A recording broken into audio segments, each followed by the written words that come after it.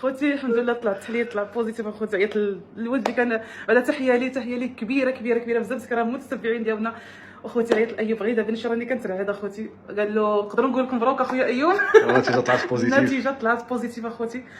شوف اخوتي اللي مع الله ما يخيبش، وحق الله اخوتي ما يخيبش. اقسم لكم بالله اخوتي ما داكشي ديال الله سبحان الله ما عرفتش اخوتي كيفاش سبحان الله العظيم. الحمد لله يا ربي يا ربي يا ربي اللي حتى شي حاجه اخوتي. تعرفنا شحال بكينا انا ووفاء، باقي ما كاينش اللي صورنا كون بكيتو معليش شويه، ولكن اقسم لكم بالله اخوتي شوفوا والله راه كبير كبير كبير كبير بزاف، وحق الله العظيم.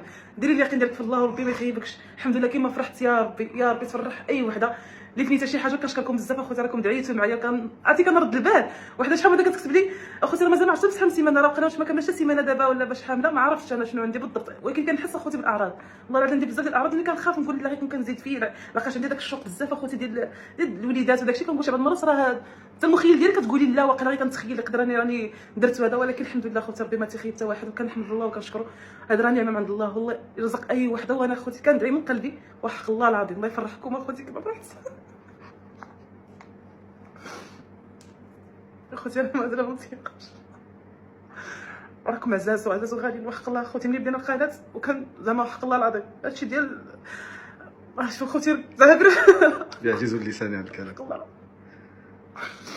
الله يفرحكم اخوتي، والله الا كنقولها من قلبي الله يفرح اي وحده يا ربي يا ربي، كما فرحت فرح اي وحده يا ربي، وحل حزامها يا ربي يا ربي يا ربي امين.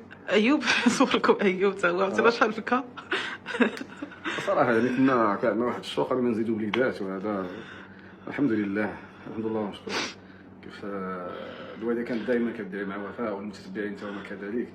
بلاد ديسير باش كنمشات العمره حتى هي الحاج وخات فاطمه فاش مشاو للحج حتى هما دعاو معايا.